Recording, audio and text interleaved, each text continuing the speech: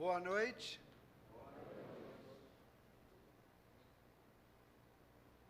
Yai patatana, o amaquiai pai eribraba. Jesus Cristo, arecuina, o amaquicaim pai eribraba. Aue, ataca? Aue. Eu falei o seguinte, que Deus possa abençoá-los e fortalecer a todos vocês. E também aos nossos irmãos que estão nos assistindo através da internet. Melhorou? Bom, eu não tenho muito problema na aldeia, viu? Mas aqui é um pouquinho diferente. Irmãos, é de fato uma alegria, um privilégio muito grande de nessa noite compartilhar da palavra de Deus para todos vocês. Me sinto extremamente honrado, mas ao mesmo tempo é uma grande responsabilidade sobre a minha vida. E nem sempre é fácil chegar aqui na frente e pregar e compartilhar da palavra de Deus. Porque a palavra de Deus é algo extremamente sério e importante para as nossas vidas. E eu gostaria de, nessa noite, compartilhar com vocês sobre a vida de um homem, de um grande homem do Velho Testamento. E nós encontramos o relato sobre a sua vida em Josué capítulo 14.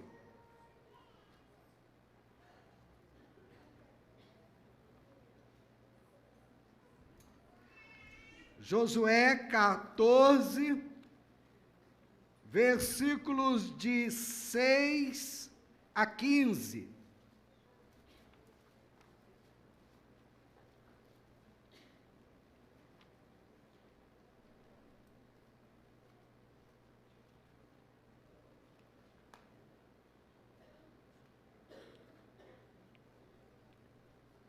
Acharam? Josué 14, de 6 a 15. Chegaram os filhos de Judá a Josué em Gigal, e Calebe, filho de Jefoné, o quenezeu, lhe disse: Tu sabes o que o Senhor falou a Moisés, homem de Deus, em Cádiz Barneia, a respeito de mim e de ti. Tinha eu 40 anos quando Moisés, servo do Senhor, me enviou de Cádiz Barneia para espiar a terra. E eu lhe relatei como sentia no coração. Mas meus irmãos, que subiram comigo, desesperaram o povo. Eu, porém, perseverei em seguir o Senhor meu Deus. Então Moisés, naquele dia, jurou dizendo: Certamente a terra em que puseste o pé será tua e de teus filhos, em herança perpetuamente, pois perseveraste em seguir o Senhor meu Deus. Eis agora, o Senhor me conservou em vida, como prometeu, 45 anos há, desde que o Senhor falou esta palavra a Moisés, andando Israel ainda no deserto, e já agora sou de 85 anos. Estou forte ainda hoje, como no dia em que Moisés me enviou. Qual era a minha força naquele dia, tal ainda agora para o combate, tanto para sair a ele como para voltar.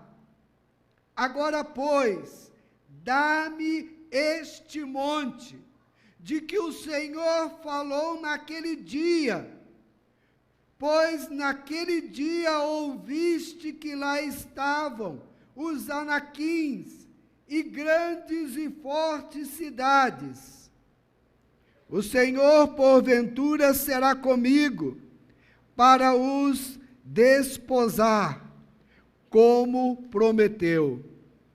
Josué o abençoou e deu a Calebe, filho de Jefoné, Hebrom em herança.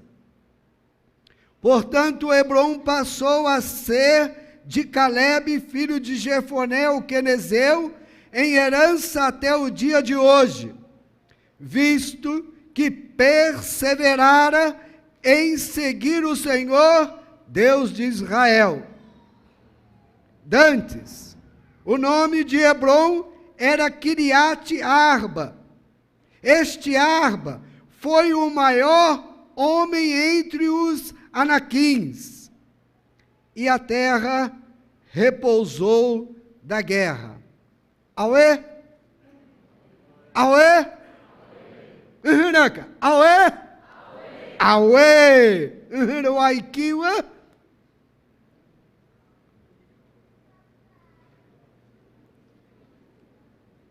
Vamos orar. Senhor amado, agradecemos o grande privilégio que temos de ter a Tua palavra na nossa língua. O privilégio que temos de lê-la. O privilégio que temos de sermos orientados pela Tua palavra. O privilégio que temos de sermos edificados. Mas o maior privilégio que temos é de conhecer a Jesus como nosso Salvador. E obrigado, ó Deus, por essa noite. Abençoe a Tua palavra aos nossos corações. Ajuda-nos. Carrane o Amarek Tapayer Ibrar. O Senhor nos ajude. Em nome de Jesus oramos. Amém.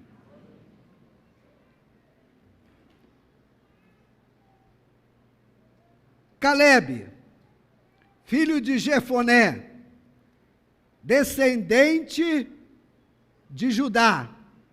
Os irmãos sabem que Israel era constituído de tribos, e uma dessas tribos era Judá. E Judá, a tribo foi crescendo, crescendo, crescendo, e virou uma pequena nação. Então, o povo de Israel era constituído de pequenas nações. Quando eu cheguei lá na aldeia, Miri e eu, quando nós chegamos, no início de 1979, nós entramos numa aldeia lá do rio Totobi, no meio de um grupo chamado Yanomami, mas do dialeto xiriana. Então eu comecei a aprender o xiriana. Naqueles primeiros dias lá na aldeia, os primeiros meses na aldeia, o desafio era muito grande, pois eu precisava aprender a língua, eu precisava aprender a cultura, eu precisava aprender a me relacionar com o povo, a conhecer o povo. Eu estava animado, eu estava desejoso, mas os desafios eram grandes. E na minha meditação, na minha devocional pessoal, né, naquele dia a dia de você meditar para você, de você ler a Bíblia para você, eu estava meditando sobre a vida de Calebe. E desde aquela época, Calebe passou a ser uma pessoa extremamente importante na minha vida. Porque foi de uma maneira tão clara que Deus usou o texto, esse texto aqui de Josué, e eu lembro da meditação, e o que eu vou falar nessa noite é praticamente aquilo que eu aprendi, aquilo que eu vi naqueles dias, lá na mata, lá na região do rio Totobi. E desde aquele tempo, Calebe passou a ser um personagem extremamente importante. Tanto é que quando eu li o livro Acima da Mediocridade, não sei quantos conhecem, de Charles Swindoll, ele trabalha muito sobre a vida de Calebe. Eu falei, bom, esse livro é bom mesmo. Falando sobre Calebe, já vem me impressionar. Eu li o livro, eu até reli o livro. Por quê? Porque além do livro ser um bom livro, ele trabalha exatamente um pouco sobre a vida de Calebe. E Calebe, para mim, foi uma influência muito grande, e para mim é um dos maiores homens do Velho Testamento. Eu sei que o Velho Testamento tem vários homens importantes, e eu admiro muito. No Novo Testamento, nós também temos muitos homens importantes, que nos desafiam. Mas Calebe tem algumas coisas preciosas, e que me ensinaram muito. Aqui no versículo 7, diz assim, ele está falando com Josué, tinha eu 40 anos quando Moisés, servo do Senhor, me enviou de Cádiz Barneia para espiar a terra, e eu lhe relatei como sentia no coração. E eu lembro que lá na mata, quando eu li essa expressão, e eu lhe relatei como sentia no coração, foi como um soco, foi como uma cola, porque Deus falou, olha, Corre, você precisa experimentar exatamente isso. A sua vida tem que ser uma vida de interior, uma vida de coração comprometido comigo. A obra missionária é uma obra de comprometimento comigo. E quando eu leio isso, e eu lhe relatei como sentia no coração, eu vi exatamente isso, um coração comprometido com Deus, um coração comprometido com aquilo que Deus tinha para ele, aquilo que Deus tinha para a nação de Israel. Vida interior, vida lá no secreto. Vida cristã é mais do que nós nos reunirmos. Vida cristã é uma vida que começa lá no quarto secreto, que começa em casa e vai se revelar aqui quando nós nos reunimos. Fugindo um pouquinho da mensagem, eu quero dizer o seguinte: eu sou extremamente igrejeiro, eu adoro estar com o povo de Deus, porque quando nós nos relacionamos com Deus, quando nós temos vida com Deus, nós temos vida com outras pessoas. É impossível ter um relacionamento com Deus, amar a Deus, louvar a Deus, e não ter um relacionamento com os outros. Eu gosto também de cantar em casa. Eu não canto nada.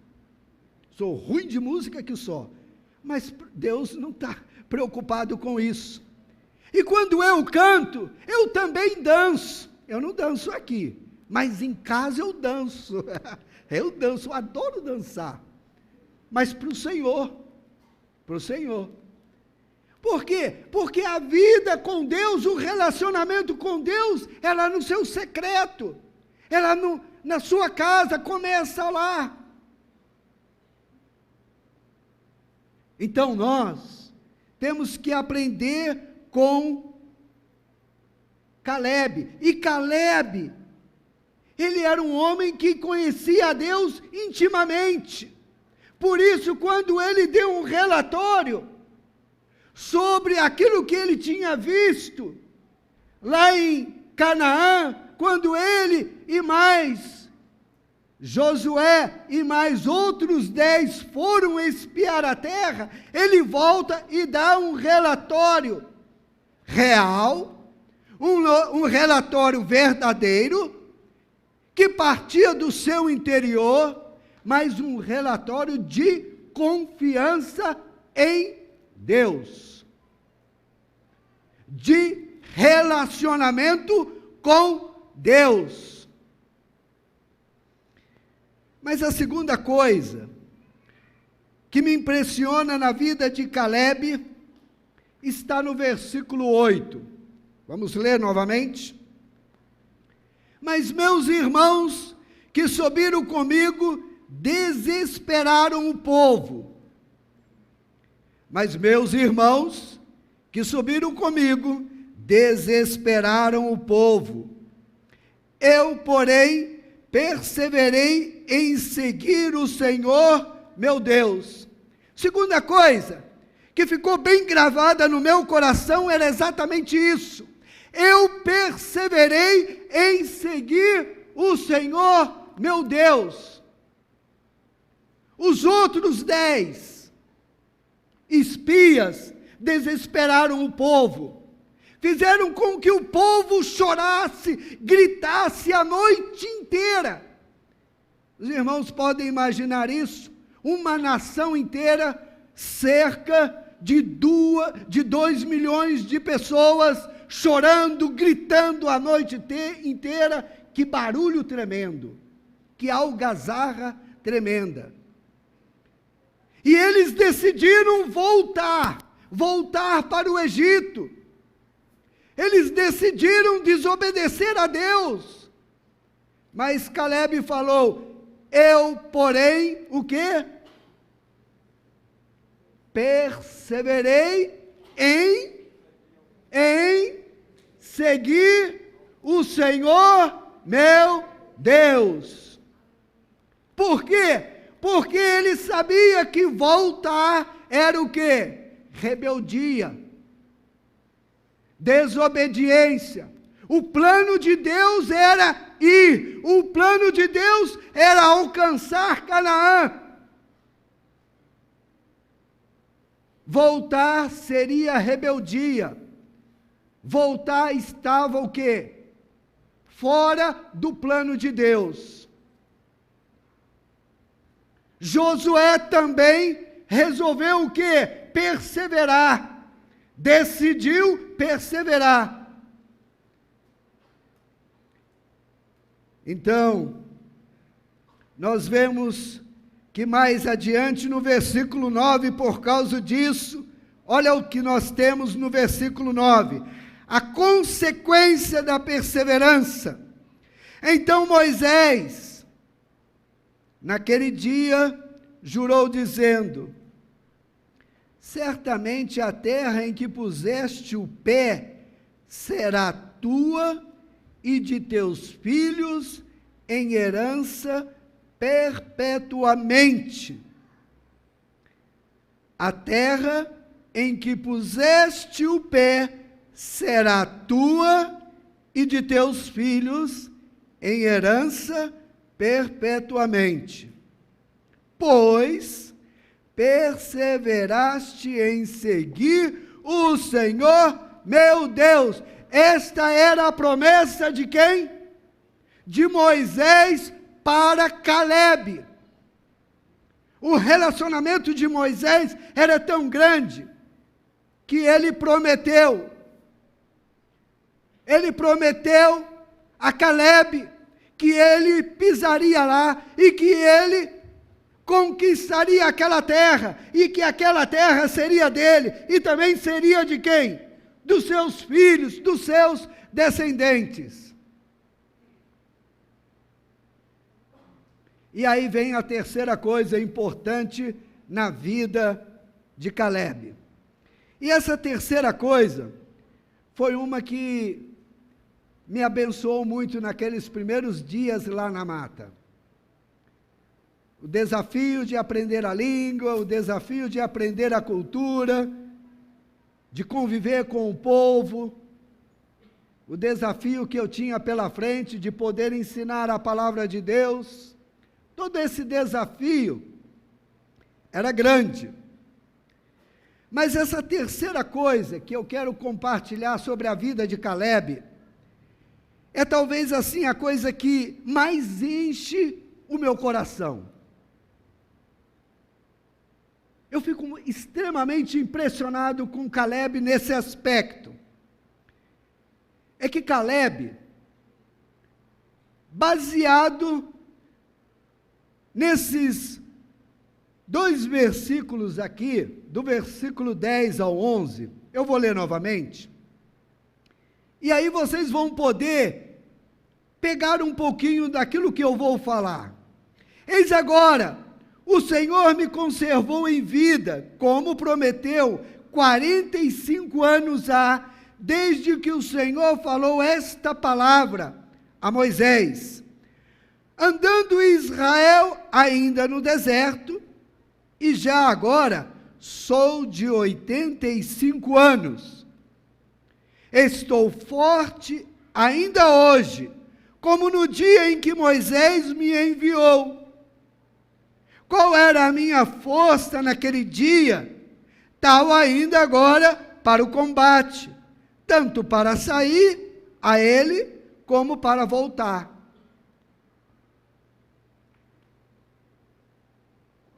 Calebe dá para Josué um relato. Olha, naquele dia da promessa, que Moisés me prometeu, a terra de Hebrom, a terra dos gigantes, naquele dia eu tinha 40 anos.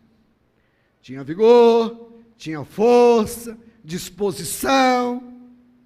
Agora, depois de 45 anos, eu estou com 85 anos, mas Deus me conservou com força. Eu ainda tenho vigor, tanto para sair para a guerra como para voltar. E quando eu estava lendo isso, eu pensei assim: Calebe viveu no deserto como se não vivesse no deserto. E aquilo foi algo extraordinário para mim. E eu espero que vocês possam também aprender sobre isso. Porque Calebe viveu no deserto como os outros. Calebe também sentiu a falta de água. Calebe também comeu maná por 40 anos. Hoje nós temos uma alimentação farta no Brasil, apesar das dificuldades. Mas imagine o que é comer arroz no café, no almoço e na janta. Aí no outro dia não tem mistura, não tem nenhum ovinho, né? Arroz de novo. E além disso, integral, né?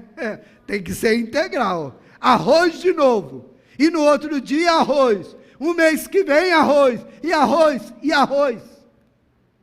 Por isso o povo falou: de novo esse maná, eu já não consigo mais comer maná.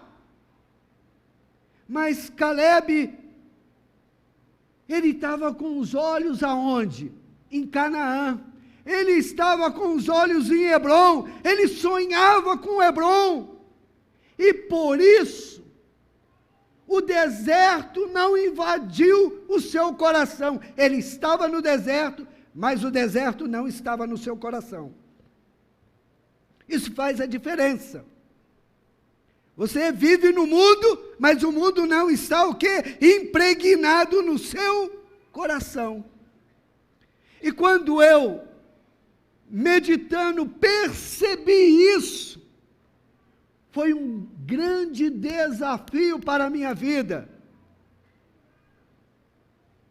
Caleb era um homem de um relacionamento íntimo com Deus.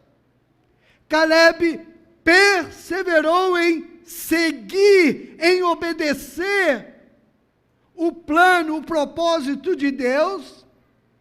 E Caleb, mesmo no deserto, sonhou, experimentou a graça de Deus.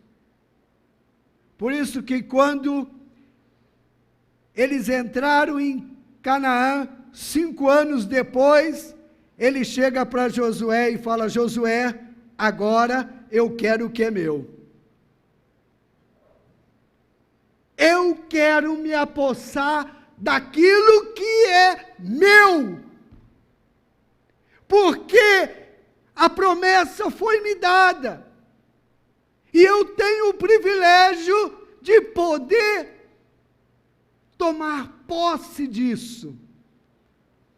E eu gosto muito do que está aqui nos versículos 14 e 15. Portanto, Hebrom passou a ser de Caleb, filho de Jefoné, o quenezeu, em herança até o dia de hoje.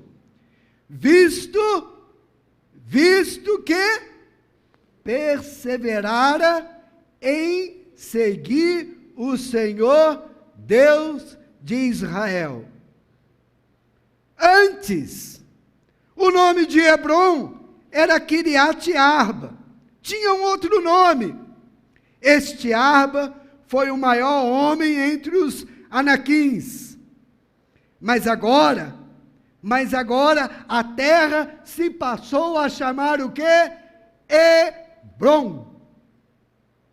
E a Bíblia diz: e a terra repousou da guerra. Amém?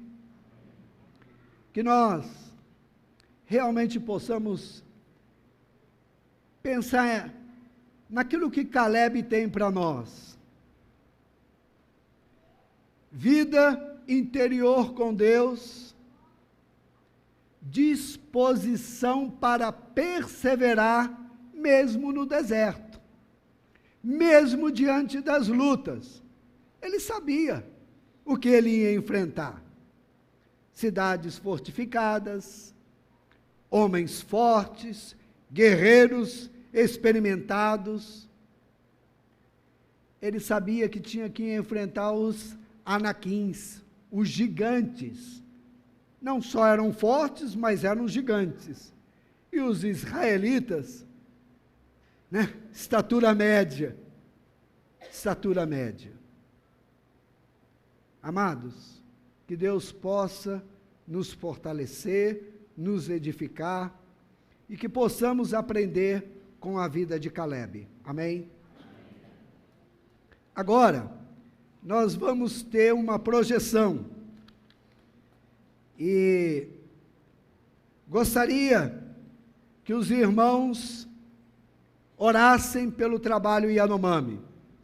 Eu não tenho todo o tempo para explicar todas as dificuldades que nós temos no momento, mas por causa da briga deles, 2 Yanomamis morreram, e aí os parentes agora querem vingar os 2, então isso vai continuar, a situação não vai melhorar por hora, mas estamos orando para que Deus opere, e somente Deus pode operar intervir nessa situação. Amém? Por favor, vamos à projeção.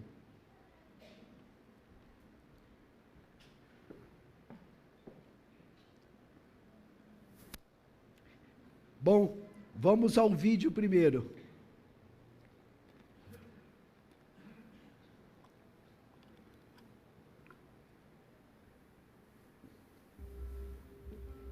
Esse vídeo, ele foi feito pelo Luciano Pomella em 1998.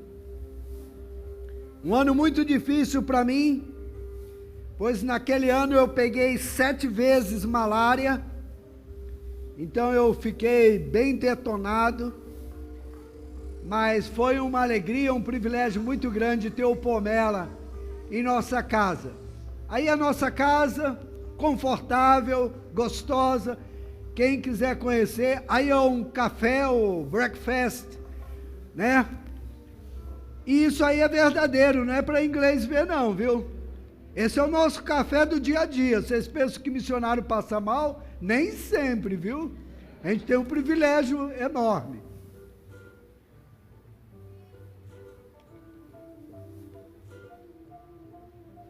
Aí eu acho que vocês conhecem o Milton, né? Milton aí de barba bem pretinha, cabelo preto, jovem, a Raide. Jonatas, não chora não, hein? Esse vídeo não é para chorar, é para se alegrar. Olha só! É viajar no tempo, hein? Entrou na máquina do tempo. A Sarinha, ao Davi aí também.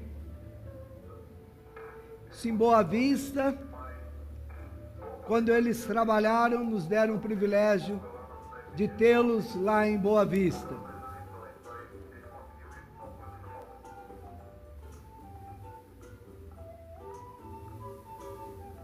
Como mecânico, né? Tá aí, ó.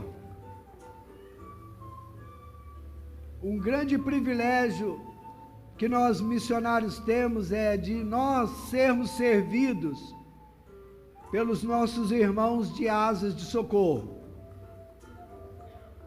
Os melhores pilotos, talvez do mundo, são os pilotos de asas de socorro. 36 anos já voando ali e pouco medo a gente tem. Tenho mais medo de avião grande do que do avião ali de asas de socorro. Levaram a carga, agora a carga vai ser pesada, ou já veio pesada, e aí vai para o avião. A carga é pesada e não pode passar o peso que foi dado pelo piloto. Então, se 380, 380, 390, 390. Vocês viram que eles amarram toda a carga, tem a rede de proteção bem amarrada. Eles têm uma capacidade de colocar as coisas de uma maneira impressionante. Esse é o Timóteo Alt.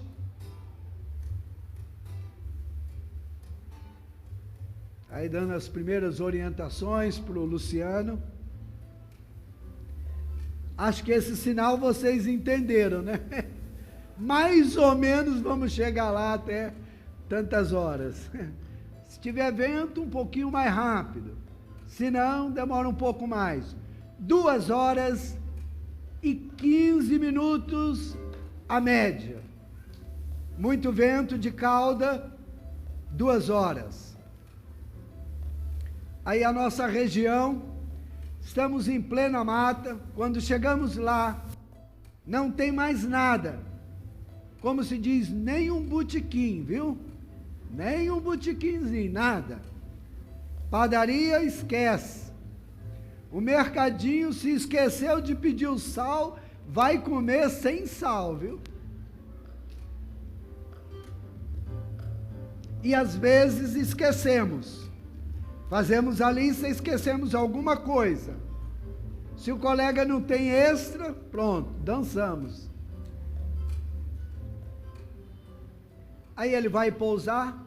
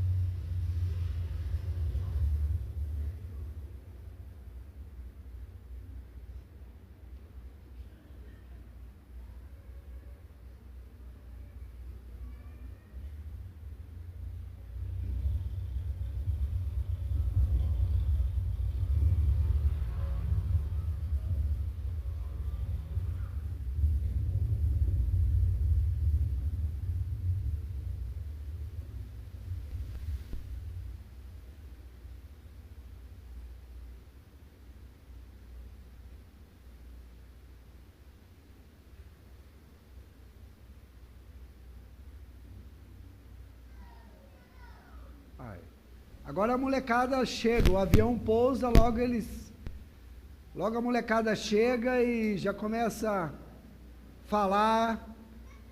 Aí eles chegaram, já falaram Luciano.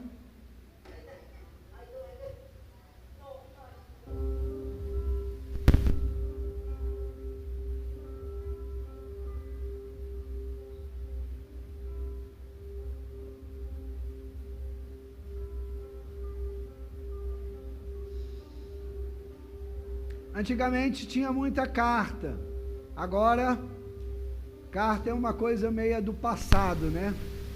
Olha só, através da internet, e-mails. Antigamente isso era um privilégio, receber uma cartinha era uma coisa bem gostosa. O que não falta lá é coco, temos muitos coqueiros, então temos muito coco. Aí o Luciano chegando em casa. Luciano ficou conosco vários dias e ele trabalhou muito, viu? A água é um privilégio que nós temos lá na aldeia. Temos muita água, muita.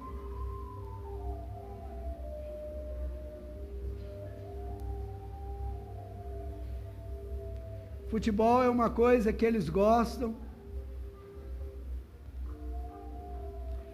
Do outro lado do pico daquela montanha ali já é a Venezuela. Então nós estamos bem na fronteira com a Venezuela, no estado do Amazonas. Nós entramos por Roraima, mas estamos no Amazonas.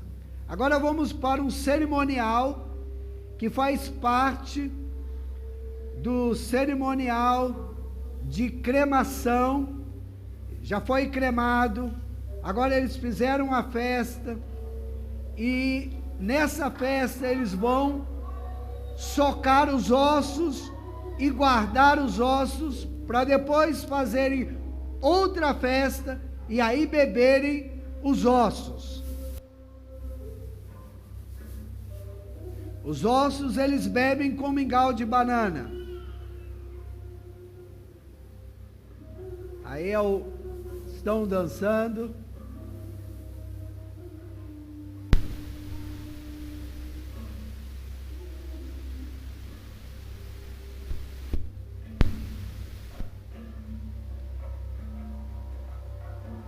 Aí eles estão tomando ebena, que é uma droga feita por eles, aí socando os ossos, bebendo o que sobra no coxo. Então eles misturam com mingau de banana e eles bebem, porque a maioria do pó de ossos eles vão guardar para uma outra festa.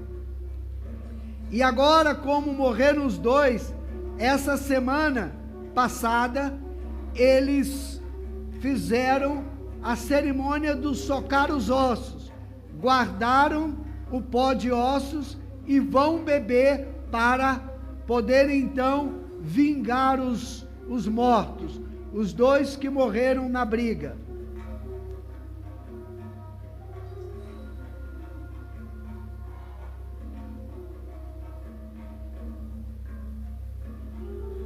Aí um beijozinho.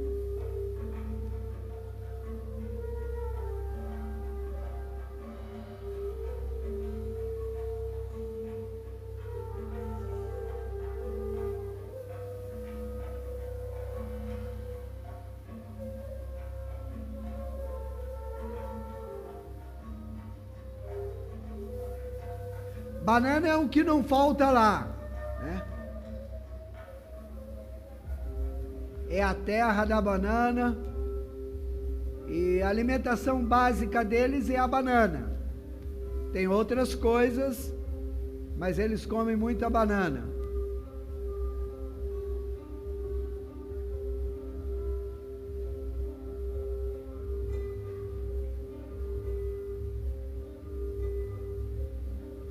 Pescando piabinha.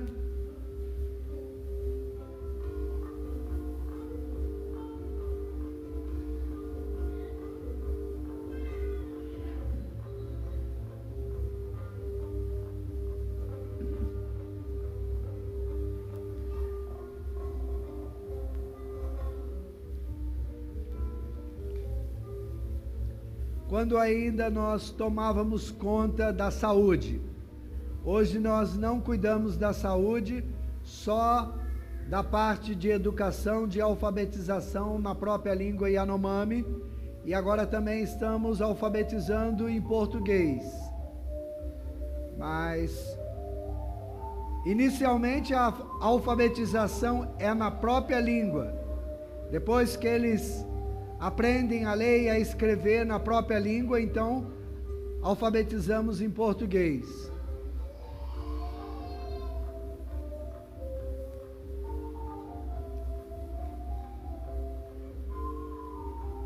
Aí o Ezequiel já era convertido naquela época, jovem, recém-casado, um irmão muito precioso, amigo e colega de ministério, porque é ele hoje quem tem mais a responsabilidade do ensino da palavra de Deus.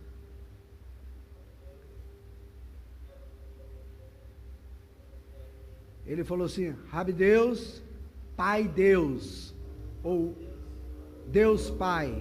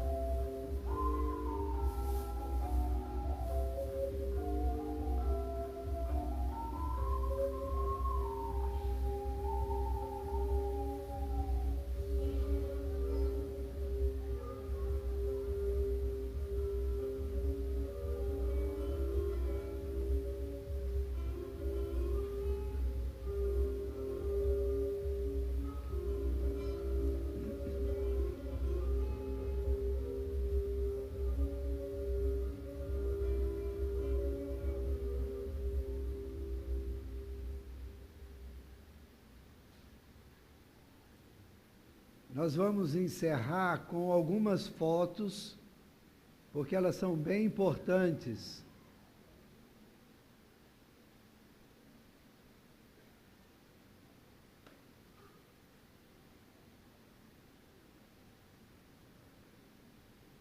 Aí a escola. Aí o Ezequiel ensinando a palavra de Deus, antes de dividirmos em salas de aula. Aí a ministração da ceia, o Ezequiel ministrando a ceia.